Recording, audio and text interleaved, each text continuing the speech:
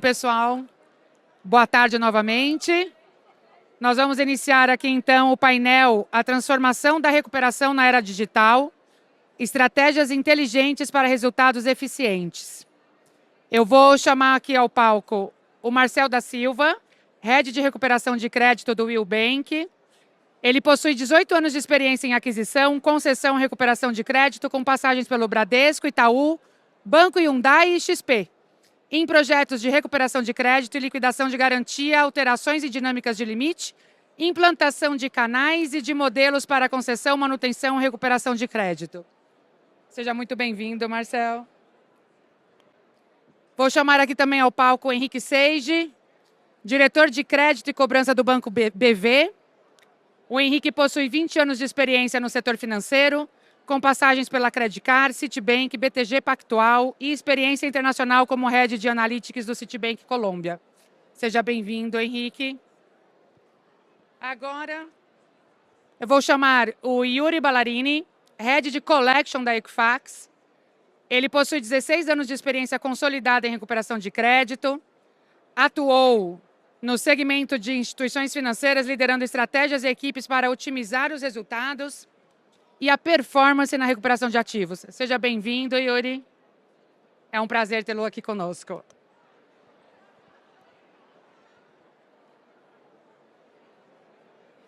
Acho que trouxe a colinha aqui, né? Delay.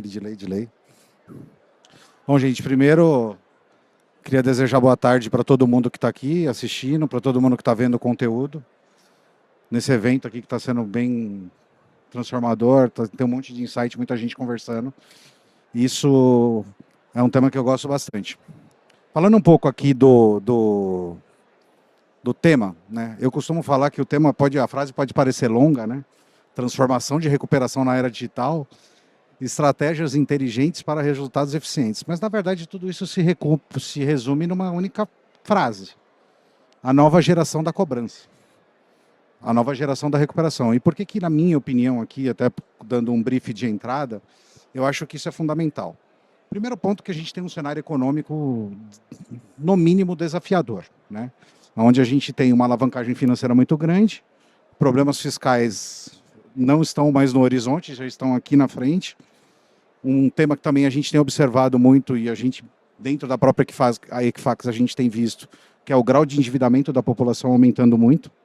Então, aí a priorização da recuperação, ela se torna imprescindível, a priorização da comunicação e da jornada, ela se torna imprescindível, e, ao mesmo tempo, com um cenário desafiador, a gente tem um aumento no volume de clientes que entram em débito. Isso é um fato, né?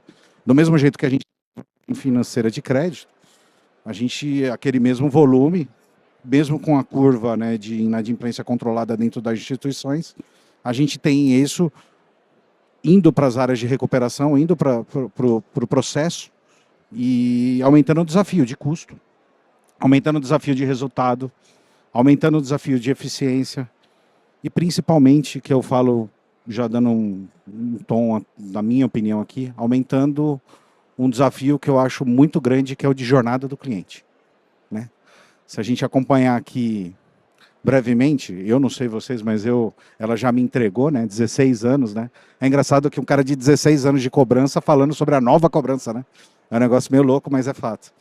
E aí, o que me chama a atenção é a gente tem essa questão da nova cobrança e tem essa questão da cobrança se tornar recuperação, né? Em que momento a gente observou isso? Eu acredito que vocês viram que antigamente a cobrança, você cobrava o cliente e muitas vezes você falava assim: espero que ele não volte.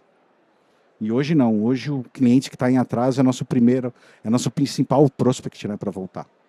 Então eu acho que a gente tem aqui uma oportunidade grande de fazer esse debate, de tocar em alguns pontos que a gente tem aí uma importância muito grande para passar para o pessoal. E eu queria já começar agradecendo vocês dois. Aqui a gente tem duas referências do mercado, tá? Queria pedir para, antes da gente começar o debate, até pela história, pela referência, pela deferência que eu tenho pelos dois, que vocês falassem um pouco da história de vocês para a gente aqui, para a gente começar o debate. Perfeito.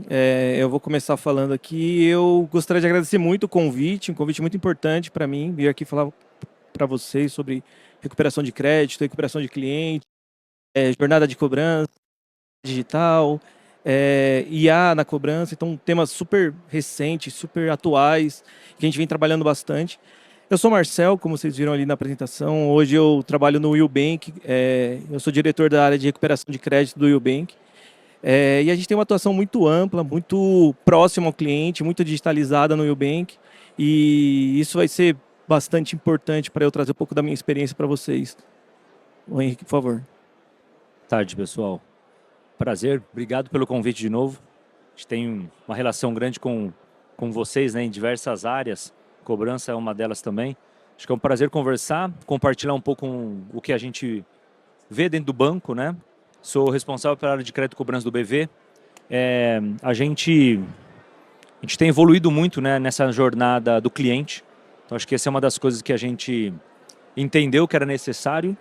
A gente está numa grande jornada no próprio banco, né, de conseguir migrar, né, desse business puramente transacional que a gente sempre teve, de financiamento de veículo principalmente, para um business muito mais relacional.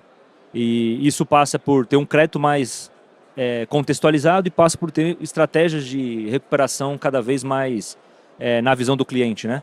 Então, acho que tem muita coisa para a gente debater, tem muita coisa legal que a gente vem fazendo lá, que dá para a gente compartilhar. E também trazer um olhar dos desafios do ano, né? Acho que tem muito desafio, não só pelo cenário, mas acho que tem muito desafio relacionado ao próprio temas regulatórios, né? Foto 966, marco legal de garantias. Então, acho que a gente pode bater um pouco um papo sobre esses assuntos também, tá? Eu acho que os temas aqui trazidos para vocês são todos relevantes e acho que a gente pode permear todos eles, né?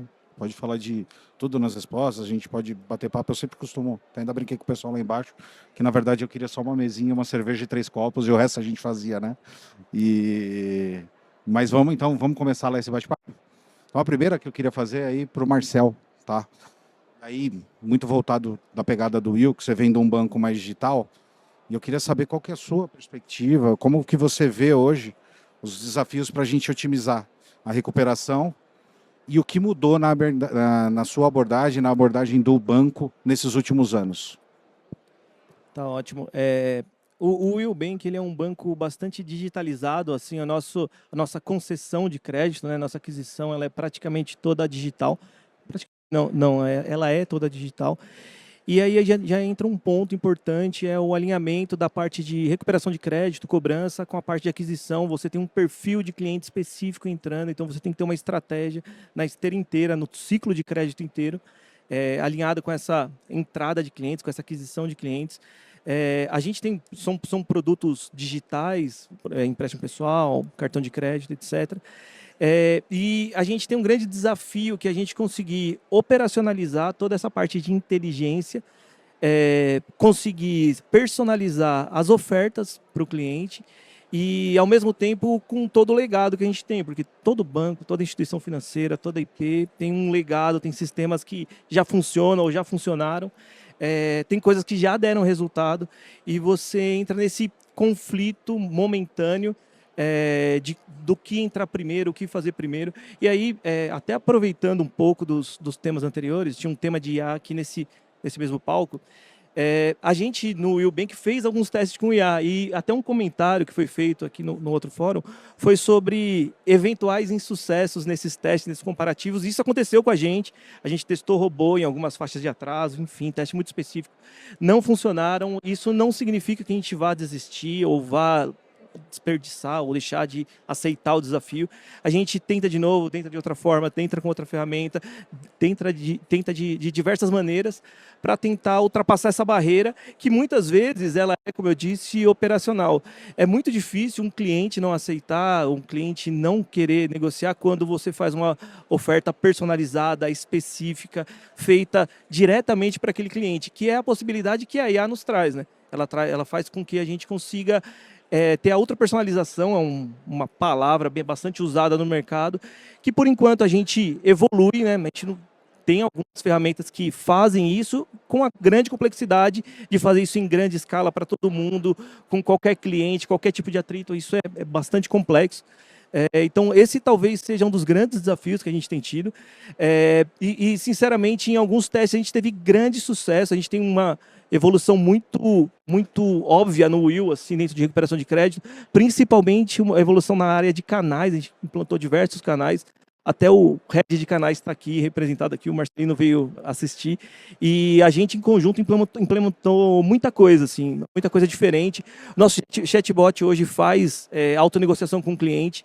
A gente tem alguns passos para evoluir, a gente quer ser mais personalizado, a gente quer ir mais no detalhe. E tem um grande ponto que os desenhos normais de recuperação são aquela velha história de você bater na API e devolver para o cliente.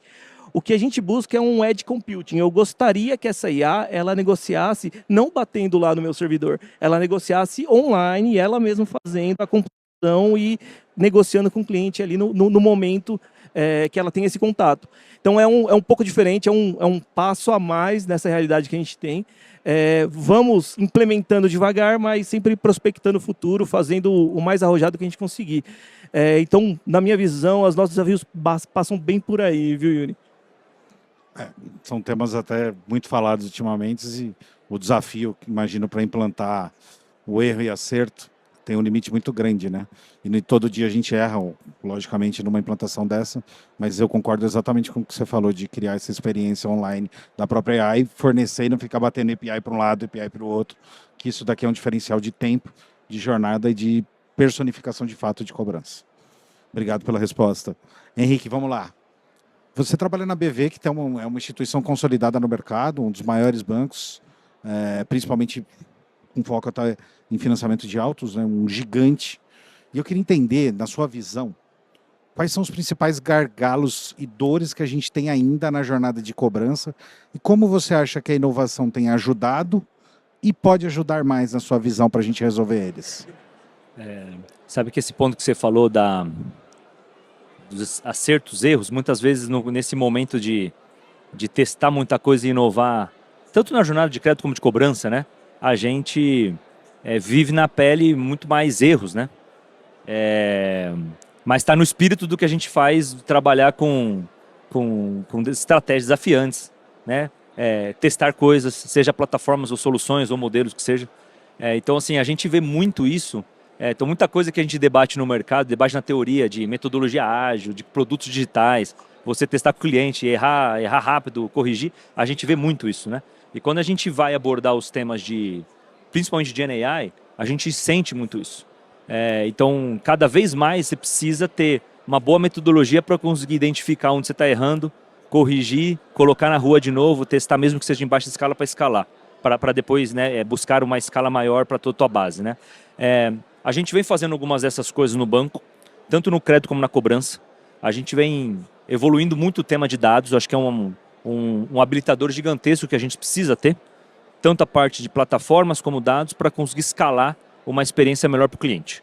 Então, talvez o primeiro ponto de atenção foi esse, infraestrutura, dados e como você trabalha isso. A gente evoluiu muito nos últimos 2 anos no BV com essa temática, para tentar resolver um pouco desse primeiro gargalo. Acho que o primeiro gargalo que a gente tinha na nossa esteira era esse. Então, evoluímos muito ali. Quando eu olho o cenário de hoje, acho que o que a gente entende como desafios, né? E vou até deixar um pouco de lado o tema do cenário, porque o cenário é uma coisa que impacta para todo mundo, não necessariamente só o BV, né? Mas acho que a gente tem um desafio muito grande, como eu falei no início, de conseguir fazer com que o nosso cliente enxergue o BV como um banco relacional para ele. Que vai além, obviamente, do cliente financiar um veículo com a gente e ponto final, né? Hoje a gente tem um diferencial estratégico nessa jornada, que a gente é a maior financeira de financiamento de veículos do país. Com isso, a gente tem uma base muito qualificada que poderia expandir negócios. Então a gente não necessariamente precisa ir para mar aberto, buscar clientes para ter outras experiências de crédito. A gente gostaria muito de continuar explorando a base atual. Então esse é um grande diferencial e a gente enxerga grandes desafios ali. Então como convencer o cliente que ele pode fazer mais coisas com o BV? E quando eu vou para a jornada de cobrança, é a mesma coisa, eu preciso trazer mais contexto para ele. Até mesmo ter melhores processos antes mesmo de recuperar um veículo, né? Então, nesse sentido, olhando o business de financiamento primeiramente, a gente tem muita coisa que a gente debate, tanto à luz da marco legal de garantias, pensando na própria mudança estratégica que o banco faz, pensando na regulação da cota 966. Então, assim, a gente dá um olhar diferente para 2025, obviamente olhando os fundamentos de cobrança que são necessários, mas eu antecipo minha régua. Hoje eu preciso falar com o meu cliente enquanto adimplente muito mais do que eu precisava antes, né? Então, nessa linha da cota 966, eu mudo muito, né? Então, a gente tem uma jornada muito grande dentro da nossa esteira de crédito e cobrança. Eu falo crédito e cobrança porque ele parte lá enquanto o cliente está adimplente com o BV ainda, né? E é importante mencionar isso, porque o meu cliente adimplente é um bom lead para eu gerar outro crédito com ele. Mas, ao mesmo tempo, eu preciso diferenciar aqueles que eu preciso propor, de repente, uma estratégia de renegociação ou saída de risco momentânea. Então, eu preciso preservar esse cliente no ciclo de vida dele com o banco. Então, a gente antecipa muito dessas coisas. Então, o nosso time de estratégia de cobrança, o nosso time acho que esse é um outro diferencial. A gente tem um bom time de customer experience dentro da cobrança, para criar melhores jornadas, para ter um aplicativo com uma área da cobrança muito mais intuitiva. Então, a gente investiu muito isso no último ano. Então, acho que a gente vai com isso resolvendo um gargalo de jornada, né? E, por outro lado, a gente tem, obviamente, a vontade que esse cliente resolva a situação dele momentânea para ele continuar fazendo negócio com o BV. Então, acho que dessa forma, a gente atuando de uma forma mais preventiva, a gente conseguiria ter mais sucesso em manter um bom cliente dentro do BV por muito mais tempo. Muito obrigado pela resposta, viu? Bem legal a situação da experiência do cliente, porque é algo que já vem sendo muito falado há muitos anos, mas eu costumo falar que o pessoal fala muito e faz pouco, e eu acho que esse é um tema que a gente tem que atacar bastante.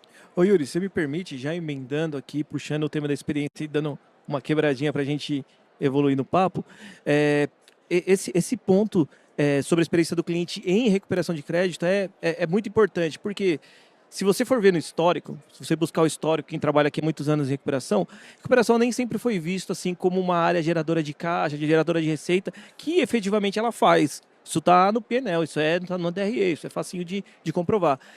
Muitas vezes era o que não deu certo e hoje a gente não encara bem assim. E por muito tempo a gente, de certa forma, entre aspas, negligenciou a experiência do cara em recuperação de crédito, da pessoa em recuperação de crédito. A importância de você ter passos claros, de você ser transparente, demonstrar exatamente o que você está cobrando, demonstrar exatamente o que o cliente vai pagar, demonstrar exatamente em quanto tempo ele consegue quitar aquele crédito, quais são as condições. Essa é uma preocupação inerente nossa e é interessante que dentro do Willbank a gente teve a oportunidade de ter a proximidade com o que a gente chama de CXM e também com a área de marketing, que a gente chama lá de PMM. Essas duas áreas a gente cria experiências específicas. Vou dar um exemplo fácil, assim. A gente faz feirões e o último feirão a gente usou uma temática chamada O Bicho Tá Pegando. Uma temática mais descolada, bem alinhada com o nosso banco digital, e a gente usou personagens para conseguir demonstrar isso. A gente fez ações em alguns locais que são bem fortes do Willbank, vou dar um exemplo de Salvador. Então a gente colocou lá uma casa mostrando, se você teve problemas com a sua casa, vem aqui, vamos renegociar. E é importante pensando também na situação do cliente, porque, sinceramente, toda a dinâmica de crédito, etc., nada é mais rentável do que você quitar o seu crédito em atraso. Nada vai ser mais rentável que isso. Isso é muito importante para o cliente ter essa clareza de que tudo isso é para melhorar não só a situação do banco, mas a situação dele e a situação do sistema inteiro. E esse é um ponto relevante na minha visão. A área de recuperação de crédito ela tem que ser muito unida do ponto de vista de mercado, porque é um risco sistêmico e a gente trabalha para que isso evolua. Então é um ponto importante, bem relevante dentro do contexto. E aí, colaborando um pouco com você, não era nenhum risco sistêmico, né? Hoje, além da recuperação, da maneira com que ela mudou a visão, a área de recuperação no Brasil, ela foi responsável por criar essa reserva de mercado, por fazer a gente passar por crises. Que lá fora, por não ter uma recuperação estruturada, não ter uma regulamentação, e a gente deve falar disso, eu acho um tema importante, uma regulamentação estruturada do mercado de crédito de empréstimos, muitos países poderosos tiveram problemas graves, que o Brasil não teve, ou teve de uma maneira mais suavizada, muito também pelo processo de recuperação estruturada que o mercado sempre teve. Então, esse tema é fundamental. Beleza? Já das duas propostas, duas respostas, e agora eu quero um tema que é o tema do momento, né, gente? Não tem como a gente não ter uma pergunta aqui, e aí para os dois, da visão da AI generativa. E aí, vocês já falaram bastante dela aqui, mas eu gostaria que vocês dessem a visão de vocês, como isso pode otimizar de fato as estratégias de recuperação, a jornada de comunicação, que nem você já deu um exemplo, comportamento de pagamento, que é um desafio, entendi até que é um desafio, mas eu queria que vocês secassem um pouco mais, ou estressassem um pouco esse tema, porque eu acho muito interessante. E se vocês, na visão de vocês, vocês já enxergam algum case no mercado de recuperação da AI generativa? Porque a gente escuta muito falando, agora tudo é AI, né? Tudo é AI. Mas, especificamente, na recuperação, eu queria entender um pouquinho da visão de vocês, como que ela vem, como que ela vai ser e principalmente para onde ela vai. Tema super importante, super do momento, assim, quem é da área de recuperação de crédito já passou por muitos hypes desse tipo, né? Foram vários aí, por um momento foi modelagem, outro momento agora é AI, enfim, a gente teve vários. Já foi até o discador automático, né? Quem é um pouquinho mais antigo, esse daí já foi um dos hypes. E é mais um hype, esse muito importante, assim, ele é muito relevante. Realmente vai fazer a diferença e o grande ponto é que são diversas frentes de recuperação de crédito que a gente pode atacar ao mesmo tempo basicamente com a mesma ferramenta. A gente pode otimizar desde jornada, né? Eu posso dizer o que mandar em qual momento para o cliente, qual abordagem que eu devo fazer em qual momento eu devo abordar o cliente, qual a disponibilidade de recursos daquele cliente para aquele momento, qual as imagens eu deveria usar para aquele momento, para aquele cliente, qual a minha estratégia de preço para aquele momento, para aquele cliente. Então, assim, as aplicações são infinitas. Talvez as mais fáceis agora, assim, as mais diretas, sejam aquelas com LLM, essas daí tão bem usadas, a gente tem usado bastante LLM lá. O nosso chatbot consegue negociar com o cliente, consegue não mais ser apenas uma árvore de decisão ali, só sim ou não, mas ter uma conversa, um desenrolar com o cliente. E qual parte eu vejo uma oportunidade de evolução? É justamente na negociação em si, né? Eu dizer para o cliente qual é a oferta em si, e mais do que isso, eu conseguir recalcular essa oferta de maneira dinâmica na hora que o cliente está conversando comigo, na hora que o cliente está evoluindo na conversa e não mais aquelas propostas estanques que eu bato no API lá e trago 3 propostas. Então, isso vai fazer muita diferença e esse é um ponto que a gente vem evoluindo. Tem uma outra aplicação que essa a gente tem debatido bastante, essa eu acho que está mais fácil, que é a gente conseguir gerar as imagens e textos que a gente manda em e-mails, SMS, WhatsApp, enfim, todos os canais push, todos os canais que a gente utiliza, mas fazer com que essa geração de imagens e textos ela aconteça online, a gente não precise ter aquele fluxo com qualquer fornecedor que construa isso, mas ter um fornecedor que possa, através da IA, reconfigurar e refazer essas imagens quando elas não estiverem performando. E esses são testes AB que a gente faz, assim, isso aí é a nossa segunda-feira, né? A gente comparar lá se aquela imagem ou aquela outra dá mais lift, ou se aquela oferta ou aquela outra, ou se aquele texto ou aquele outro. E isso acontecer de maneira recorrente online e de maneira dinâmica, até na geração dos próprios textos e próprias imagens. Esse é um ponto que a gente vem evoluindo por partes, né? A gente tem um legado que não permite o dinamismo ser absurdo como a gente está falando, mas permite a gente fazer várias coisas, como, por exemplo, essa geração de imagens e testes. Isso é bem possível, várias ferramentas ajudam a gente a fazer isso, e é algo que a gente tem feito bastante. E outra que a gente está assim, fazendo agora, assim, na cara do gol, é essa dinâmica de automaticamente trocar o preço do que a gente cobra do cliente, seja preço relativo a desconto, seja preço relativo à taxa que eu vou cobrar desse produto, que a IA consiga trocar qual é o teste e o controle automaticamente. Nosso sonho é que ela monte sozinha os testes e controles e vá conseguindo evoluir isso. Então, são alguns temas que a gente tem tocado bastante, assim, a gente tem atuado bastante. Eu sempre vou colocar esse asterisco na área de recuperação. A gente tem uma necessidade e a gente impacta muito diretamente em linhas de negócio com qualquer mexida. Então, os pontos que a gente trouxe aqui, os pontos que o Henrique trouxe, são super relevantes, porque é muito ligado ao resultado.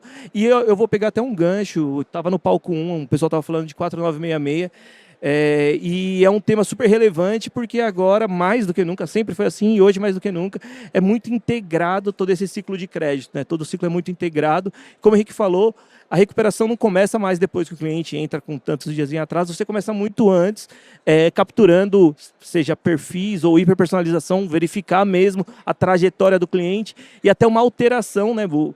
Quando você faz um perfil estanque, é muito difícil você pegar uma alteração de comportamento do cliente. O que a gente pretende com a IA capturar e ver quando aconteceu alguma coisa fora do esperado e conseguir ter essa atuação antecipada, seja oferecendo melhores condições, ampliando o tamanho das parcelas do cliente ou alguma outra alternativa para que ele consiga evoluir esse crédito e não vir a inadimplir.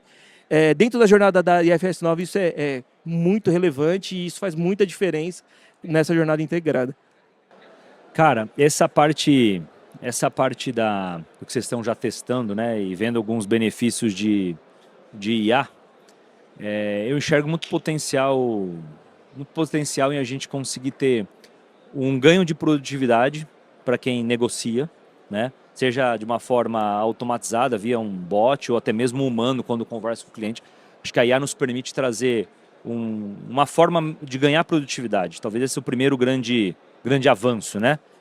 No banco a gente já vem colocando em prática coisas de GenAI, teses boas de GenAI, visando produtividade no primeiro momento, mesa de crédito, algumas células da cobrança, né? Onde tem temas um pouco mais operacionais, a gente consegue evoluir, trazer produtividade, atender mais rapidamente e mudar até mesmo perfis, scripts de um jeito mais rápido. Isso já é realidade.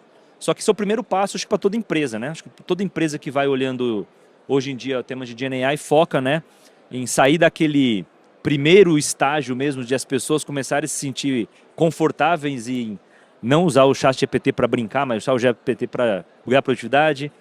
Se você tem Microsoft na sua empresa, o Copilot ajuda muita coisa, então você começa a dar esse passo de produtividade no seu dia a dia. E a gente coloca um ganho de produtividade nos nossos processos, isso a gente vem fazendo. No final das contas, a evolução disso eu consegui aumentar minha conversão, né, enquanto eu estou renegociando. E a gente, no modelo mais tradicional, a gente sempre era dependente de bater no API ou o operador conseguir seguir um determinado script, mas ele vai até um determinado momento e não vai muito ali, senão vai virar uma exceção, né? Então, a gente foi percebendo isso, testamos muita coisa ao longo desses últimos meses, então deve ter coisa boa que o BV deve fazer na sequência aí, ao longo desse ano ainda, pensando muito, muito do lado de ter uma forma melhor da gente converter e converter mais e conseguir manter o cliente no nosso banco por mais tempo. Então acho que isso aí tem um ângulo absurdo que a gente vem olhando.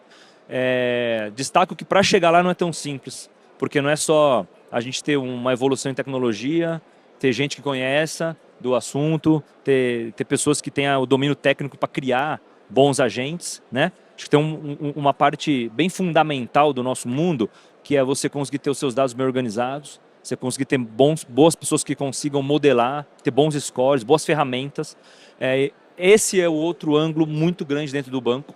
A gente vem trazendo muita coisa de GenAI sim para a área de ciência de dados do BV. Então hoje a gente tem uma capacidade de gerar modelos e encontrar eventualmente erros em modelos, porque a gente usa GenAI, então a gente acelerou esse nosso lado. Então eu entendo que acelerando isso eu poderia ter melhores experiências quando eu for realmente para a ponta, para ter o contato com o cliente. Então a gente vem atuando de uma forma paralela, testando um pouco em baixa escala o contato direto com o cliente, mas eu vejo que a gente vem evoluindo muito o lado mais interno, né? Que está por trás de tudo, né? Que no fundo é essa forma de olhar o crédito ou cobrança de maneira massificada, baseado em modelos. Então isso acho que tem grandes coisas acontecendo. Tem grandes coisas que a gente faz dentro de casa, tem grandes coisas que a gente faz com parceiros, igual a BVS e o Equifax, tem muita coisa que a gente faz em conjunto, seja no crédito ou na cobrança, mas isso ajuda. E isso ajuda a gente a ter uma contextualização melhor quando a gente for falar com o cliente. Então acho que o que a gente deve ver para frente aqui dentro do banco é uma forma melhor, né, da nossa operação de cobrança atuar, entendendo o momento do cliente quando ele estiver falando com a gente. E ali a gente calibrar o que eu posso ceder um pouquinho e eventualmente conseguir fechar a negociação naquele momento, para não deixar para depois. Então acho que esse é o ganho que a gente espera nesse curto, médio prazo aí. Muito legal a resposta de vocês, até porque, analisando um pouco aqui, ela traz 3 pilares em prol de um objetivo, que é a negociação, o ato, a jornada do cliente. Achei muito interessante quando você fala, Marcel, da questão de pricing, que é um dogma, né, da cobrança. Eu costumo brincar, falo lá com o meu time, que eu lembro na minha época de banco, que na primeira, eu acordava no primeiro dia e falava, esse mês eu vou dar desconto, diminuir o desconto. Não é possível. Aí chegava na primeira semana, porque a gente diminuía o desconto, o resultado não vinha, eu olhava para o meu chefe, ficava quieto e ia embora. Na segunda semana o resultado não vinha, ficava quieto. No começo da terceira eu não falava nada, eu já chegava e baixava tudo. Então, o resultado vinha, mas a gente sempre convivia com essa frustração, né? Desse dogma da cobrança de como eu dou o percentual de desconto correto para não perder o meu cliente para outro que ele está em débito, ou como eu dou esse percentual para não deixar divisa do banco, da instituição em cima da mesa. Acho muito legal isso que você está fazendo, muito legal também essa questão da comunicação assertiva, dele tentar fazer na hora, e acho fundamental o que o Henrique falou de ir um passo atrás e criar modelos em GenAI que proporcionem essas experiências com menos ruído para o cliente, para evitar esse dogma que eu estou falando, que o problema é o dogma de ficar o cliente, tá bom, não paga, então vou e pago para outra, e aí proporciona a gente fazer o teste nesses 3 pilares com um objetivo só. Então você vê como a gente tem 3 frentes, 3 olhares diferentes, 3 situações diferentes que a gente pode crescer em conjunto com esse tema, né? Eu não, tenho certeza que a gente vai avançar muito. Tem muita gente boa no mercado trabalhando com isso. A clareza com que vocês estão respondendo sobre um tema tão complexo e que virou pop, né? Um tema pop, não é só o agro que é pop, a AI também é pop. Com a clareza e com a seriedade. Então, bem legal. Obrigado por essa resposta. Acho que vai ajudar bastante o público aqui. Agora eu queria bater um papo com o Henrique aqui, né? Henrique, você, como eu bem disse, como eu também falei, a BV ela é a maior, né? Financiadora hoje de autos do Brasil. E aí a gente tem um tema também de regulação que é importante. Tem mudado bastante coisa no Brasil, já falou da IFR. Aqui a gente está... Eu queria bater um papo com você com relação ao marco legal de garantia, que a gente teve uma alteração, né, importante, e eu queria entender com você como isso pode impactar no processo de recuperação de crédito e na inadimplência do mercado, porque existem alguns temas bem curiosos, e eu queria entender como que você vê isso. Acho que a gente está num momento de entendimento, o mercado está num momento de entendimento, né? Eu acho que a gente tem uma grande evolução ainda para acontecer. O que a gente avalia que a mudança da lei foi um primeiro passo importante, mas tem uma série de derivadas dessa mudança regulatória, né? Não é só por causa da mudança da lei que a gente consegue, no dia seguinte, recuperar mais, né? Tivemos um papo esses dias com o Banco Central para falar exatamente sobre isso.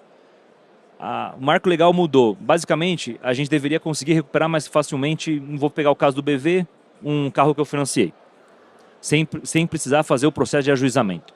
O processo de ajuizamento é judicial, não é o judicial, tem um custo muito maior. Necessariamente eu preciso ajuizar, custa. Então a gente faz muita conta para ver se vale a pena ainda ajuizar. Nem todo carro a gente recupera, a gente tenta retomar, porque a gente vai ver, você tem imposto atrasado, multa, uma série de coisas, a gente não compensa. Então também isso está na conta. Então não significa que eu tenho um tipo de crédito com garantia que eu tenho uma perda de crédito zero, porque não é, né? Então o processo de cobrança judicial ele é muito mais custoso e muito mais demorado, né? A gente faz umas comparações com o mercado lá fora, de 100 dólares ou euros ou reais, se a gente vai para a Europa, os bancos europeus recuperam em torno de 80, 85. A gente recupera 18. Então, assim, ainda temos um caminho muito grande para chegar lá, né? Então, essa mudança regulatória deveria ajudar isso ao longo do tempo. O que a gente vê hoje? A gente vê uma série de coisas que acontecem no Brasil. Então, por exemplo, eu posso fazer o processo extrajudicial de 2 formas, num cartório ou no Detran. Se eu vou num cartório, não existe uma discussão nível nacional de cartórios. Então você precisa entender cada estado, cada cidade, tem uma série de coisas. Hoje, no estado de São Paulo, é mais caro fazer o processo extrajudicial do que judicial, por exemplo. Encurta o prazo de retomada em mais ou menos um terço. Melhora bastante. Mas o custo é maior, então ainda você tem um problema. Então talvez eu topo ter o período anterior e gastar menos fazendo o judicial. Está errado, deveria ter muito menor, certo? Se eu for pensar a lógica da lei. Ok, vamos olhar os DETRANs. DETRANs, eu posso fazer o processo de recuperação judicial nos DETRANs. Hoje eu tenho 3 DETRANs no país que já estão preparados e estão conseguindo operar. É mais barato, mas aí eu volto para outro tema. Eu preciso ir lá fazer em todos os DETRANs, todos os estados, funcionar isso. Então não existe uma conversa conectada nível nacional para que isso aconteça de uma forma mais rápida. Então a gente vem debatendo muito isso dentro da FEBRABAN, muito isso até com o próprio Bacen, de que a gente deveria ter o próprio regulador ajudando a fazer com que o processo extrajudicial que está por trás, né, que talvez seja o grande pilar do novo marco legal de garantias, aconteça com uma certa fluidez. Então, por isso que eu falei, é um primeiro passo. Acho que o primeiro passo da regulação foi dado, deve ter alguns ajustes finos ao longo do caminho, mas vai ter muito trabalho de quem está no sistema, seja os bancos, as entidades, né? FEBRABAN, por exemplo, para conseguir trazer essas experiências que a gente está vendo e moldando os melhores processos. Então, lá na frente, o que deveria acontecer se tudo funcionasse bem? Eu acho que a gente poderia ter um bom caminho lá na frente de ter um processo de recuperação muito mais rápido. Com isso, eu tenho um melhor resultado para os bancos, deveria gerar um movimento muito mais virtuoso do ciclo de crédito. Eu deveria ter parâmetros, por exemplo, de LGD nos meus modelos muito menores, e com isso eu teria uma precificação, eventualmente lá na frente, se eu precifico por risco, mais favorável para o cliente. Eu enxergo hoje que está um pouco longe de acontecer ainda, dados os processos e todos esses detalhes, né, que a gente debateu aqui. Então, enxergo de verdade com bons olhos, tá? Só que tem um caminho grande ainda para a gente percorrer. Eu acho que o ano de 25 tem muita coisa acontecendo, acho que 26 esse negócio deve expandir, né, com essas conversas que todos os bancos vêm fazendo, a gente vem participando de uma forma muito intensa também, mas eu acho que o mercado em si vai começar a sentir, talvez mover o ponteiro ali no começo de 2027. Legal, obrigado. Eu acho que concordo com você do viés positivo, mas aí eu acho que é uma questão também do mercado, inclusive o Estado, promover uma melhor estruturação, porque quanto mais rápido implementar, você tocou num ponto importante que é o ponto do price, né? A solução chega na ponta, o spread chega na ponta para o cliente, o aumento do consumo, o consumo mais consciente e também um controle de inadimplência, eu acho que é natural, até porque você tem uma reeducação aí do mercado e das pessoas que fazem financiamento. Obrigado pela resposta e esclarecimento, muita coisa eu não tinha dimensão do tamanho dessa alteração. Obrigado. Bom, gente, agora aqui a última pergunta para os dois. Aí acho que é uma pergunta, a gente não podia deixar. Toda vez que a gente faz um papo de recuperação, a pergunta final é meio parecida. Mas hoje eu realmente quero fazer ela porque eu acho que é algo muito importante para a recuperação e para muita coisa que a gente já mudou, mas isso é uma das coisas que eu ainda sinto, eu pessoalmente, nesses meus 16 anos que nem me entregaram, ainda percorro, que é a questão de educação financeira. Até pelo perfil do crédito, se a gente for avaliar o crédito no Brasil, ele é algo novo. Um exemplo, o meu avô, por exemplo, eu nunca vi ele com cartão de débito, entendeu? Que sai de crédito. Crédito ele veio, meu pai veio da gente, então a questão da educação financeira é algo que falta ainda a gente deixar ela mais aderente. Então, a minha pergunta é, considerando aqui o cenário atual que a gente tem de inadimplência e a crescente necessidade de sustentabilidade financeira, como que, na visão de vocês, a educação financeira pode ser integrada na forma mais eficaz nas estratégias de recuperação de crédito, tá? Além da negociação pontual, e aí com o objetivo de empoderar os devedores a gerar as suas finanças, gerenciar as suas finanças a longo prazo. Eu queria entender mais ou menos qual é a visão de vocês disso, desse tema que é tão polêmico, que você fala de recuperação financeira, recuperação de crédito e educação financeira, você fala, pô, eu vou educar alguém que já errou, mas não, eu acho que é o momento da gente discutir isso. Perfeito. Eu estava esperando a pergunta. E hoje na entrada, eu até estava conversando com o pessoal sobre educação financeira e sobre dinâmicas de como fazer essa oferta de educação financeira para o cliente dentro da jornada de crédito. Tem no mercado, uma instituição, ela fez a aquisição de uma empresa de educação e eu conheço, uma colega minha, a pessoa que fez essa venda, e ela tem uma tese que ela comprovou que quem adere ao curso que ela montou sobre a educação financeira, tinha uma redução clara de 30% na inadimplência. Era uma redução clara, ela conseguia fazer esse teste AB. Tem um grande porém, assim, tem um grande ponto que é você conseguir fazer com que a pessoa faça o curso, a pessoa inicie o curso. Depois que dificilmente você consegue encontrar essa brecha ou ser convincente o suficiente para que a pessoa faça a adesão e consiga desenvolver e aprender todo esse fluxo.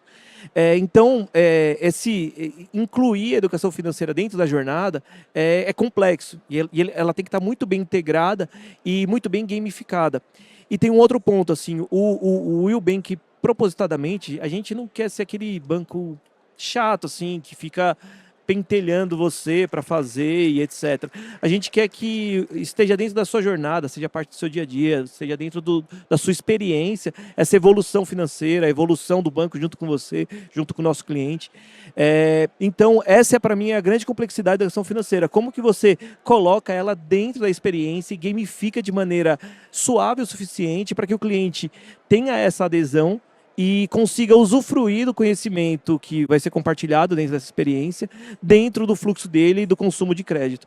E isso é mais um movimento que mexe com o mercado inteiro, né? Quanto mais o cliente tiver conhecimento, mais a gente vai conseguir disponibilizar crédito para o cliente, o crédito vai ser mais barato, como o Henrique falou, a gente vai conseguir ampliar o acesso, tudo isso é super dependente dentro do processo.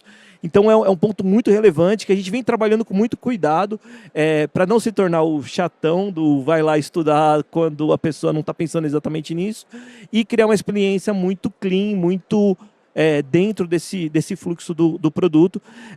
Não tenho grandes dúvidas de que faz diferença, que é importante, que o cliente vai conseguir evoluir ao ter esse contato e melhorar a educação financeira dele.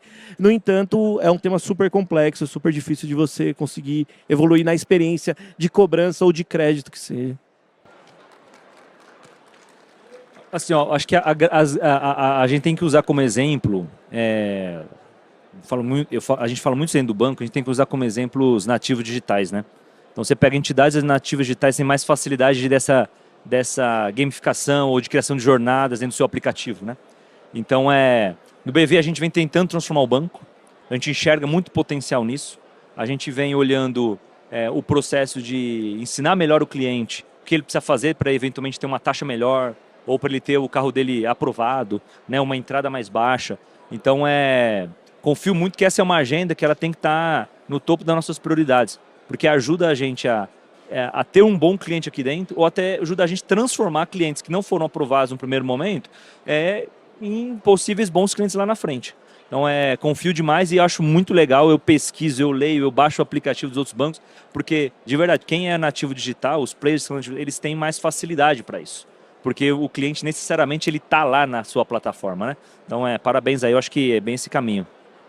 Muito legal essa resposta, até porque a gente, de novo, está falando de um tema que sempre é polêmico, e sempre, às vezes, eu senti que muitos anos no mercado, que ele não era tratado da maneira com que ele tem, a importância que ele tem. Esse dado que você trouxe de 30% é espetacular para incentivar as instituições, as empresas que trabalham com recuperação e com crédito, principalmente, a investir nesse tipo de coisa. Tá? Bom, Henrique e Marcel, eu queria agradecer, né? Essas foram as perguntas. Queria agradecer muito a presença de vocês. Como eu falei, vocês são referência para a gente no mercado. Esse debate não podia ter um nível tão alto quanto teve com vocês. A gente aqui percorreu sobre alguns temas bem legais, né? Falamos sobre jornada, falamos sobre novos modelos de recuperação, falamos, lógico, sobre o POP, sobre AI, falamos sobre price, falamos sobre marco legal de garantia e resoluções específicas, mas acima de tudo a gente falou de recuperação de um jeito diferente, leve, que eu acho que esse que é o jeito que o mercado tem que ser. Eu acho que é a principal mudança dos últimos anos. É o que o Marcelo falou. Antigamente olhavam recuperação não como um patinho feio, mas como uma área que tinha muita relevância quando dava problema. E hoje eu vejo a recuperação sendo relevante para resolver os problemas. Tá? Então eu fico imensamente feliz de participar desse fórum. Queria agradecer novamente a presença de vocês, agradecer todo mundo que acompanhou e fazer um convite para ir no stand lá da Equifax, tomar um café com a gente lá e bater um papo, continuar esse papo. Obrigado, gente.